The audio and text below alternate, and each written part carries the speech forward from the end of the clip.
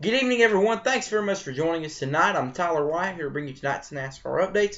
We had two exciting races this past weekend. Let's get you started off with the Nationwide Series on Saturday, the Alliance Truck Parts 250. Regan Smith, second win of 2013 after winning at Talladega in May. Congratulations, Regan. Kyle Larson finished second, Paul Menard third, Kyle Busch fourth, Trevor Bayne fifth, Brad Sweet sixth, Chris Buescher seventh, Elliott Sadler 8th, Nelson Piquet Jr. 9th, and Brian Scott 10th. Now, a huge thumbs up to Dale Earnhardt Jr. for hiring Regan Smith. After winning a Nationwide Series championship as team owner at DEI in 2005, Jr. decides that he wants to own his own nationwide team and try to win a championship that way. So one of his first original drivers was Brad Keselowski. So Brad Keselowski wins a few races, and then he says, you know what, Junior, I appreciate everything you did for me, but I want a full-time Cup ride. And then he goes off to Penske Racing. So then Dale Earnhardt Jr. calls Danica Patrick, who at the time was an IndyCar racer and was the first woman in history to win an IndyCar race. And he asks, would you like to come race for us in NASCAR? She said yes. So then she runs a couple part-time seasons in the Nationwide Series and then gets a full-time ride for the Nationwide Series in 2012 with a part-time Cup ride for Stewart-Haas Racing. And then Danica says, well, Dale, I thank you very much for allowing me to race for your team, but Tony Stewart wants me to run a full-time Cup Series ride for 2013, so I must accept that offer. So then Junior sits back wondering what can he do to make a championship team. And all it took was this. At the end of the fall race at Talladega last fall, Dale Earnhardt Jr. has a concussion, which impacted him after the wreck during testing at Kansas. So then he's out for a couple weeks. Replacing him would be Regan Smith. Regan Smith blows a motor at Charlotte, but impresses everybody at Kansas when he leads a few laps and finishes in the top 10. So then Dale Earnhardt Jr. calls Regan Smith and asks, hey, do you want to run a Nationwide Series schedule with me next year and get your start at Homestead? Regan Smith said yes. They go to Homestead. Regan Smith starts on the pole and wins the race last year at Homestead. And everyone knew after the race that night, Regan Smith was going to be a threat to win the championship. And my bold prediction is Regan Smith will win the championship this year. So, Dale Earnhardt Jr., you made a very good call on hiring Regan Smith. And I'm going to predict it right now. Junior, you will win the Nationwide Series championship as an owner this year, regardless on what happens this year in the Cup Series.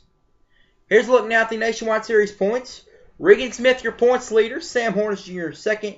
Justin Allgaier third. Austin Dillon fourth. Elliott Sadler fifth. Brian Scott sixth. Trevor Bayne seventh. Parker Kligerman eighth. Kyle Larson ninth. Brian Vickers 10th. Alex Bowman 11th. And Mike Bliss 12th. Now, for Kyle Larson on Saturday, he came oh so close to that at another nationwide win.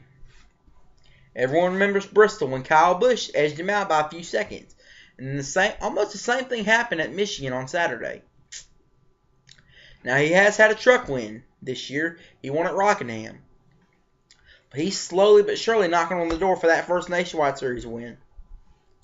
And I say that he will get a Nationwide win this year. That's my bold prediction. He will get, Kyle Larson will get his first career Nationwide Series win this year. And now look back at yesterday's Sprint Cup race, the Quicken Loans 400. Greg Biffle gets his fourth win at Michigan and his first win of the year. Congratulations, Greg. Kevin Harvick second, Martin Truex third, Kyle Busch fourth, Tony Stewart fifth, Matt Kenseth sixth, Clinton Boyer seventh, Carl Edwards eighth, Joey Logano ninth, and Jeff Burton 10th. Now, there have only been two guys that have won the Nationwide and Sprint Cup championship, both championships in their career. Bobby Labonte won the Nationwide Championship in 1991 and the Sprint Cup Championship in 2000. Brad Keselowski won the Nationwide Championship in 2010 and won the Sprint Cup Championship in 2012. But no one has won all three of them. And you have a guy like Greg Biffle, who won the Truck Series Championship in 2000, the Nationwide Series Championship in 2002. But since then, it's just became oh so close to that Cup Series Championship. Close he'd been second when he finished second in 2005. I'm predicting right now. It might not be this year, it might not be next year, and it might not be the year after that. But I'm predicting right now that Greg Biffle will make NASCAR history sometime before he retires by being the first driver to win all three of NASCAR's National Touring Series championships. That's my bold prediction. Now, yesterday was a very bad day for Hendrick Motorsports. Starts off with Jeff Gordon wrecking on lap 9, and then it gets worse when Casey Kane blows a tire, Jimmy Johnson blows a motor, Jimmy Johnson blows a tire, Dale Earnhardt Jr. blows a motor. Now, I think Rick Hendrick probably had a come-to-Jesus meeting with everybody today, and I'm telling you, they need to get those problems fixed, see what went wrong on Sunday, and try to get things better for next week.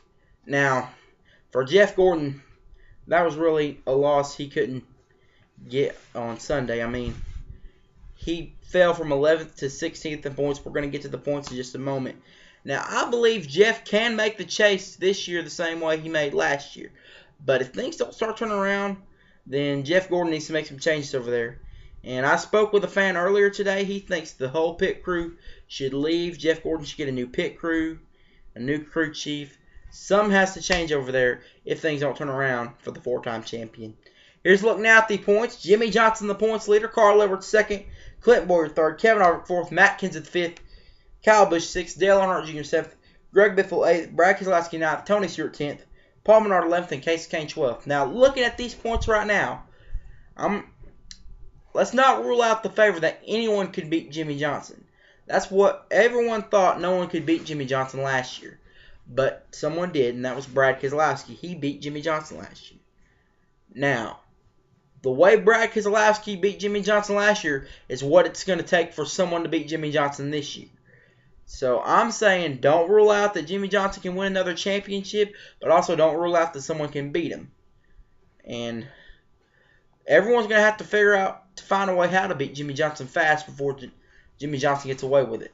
But I'm saying in order for someone to beat Jimmy Johnson, they're going to have to do it the way Brad Keselowski did it last year. That's our broadcast tonight. I'm Tyler White. Thanks very much for joining us tonight.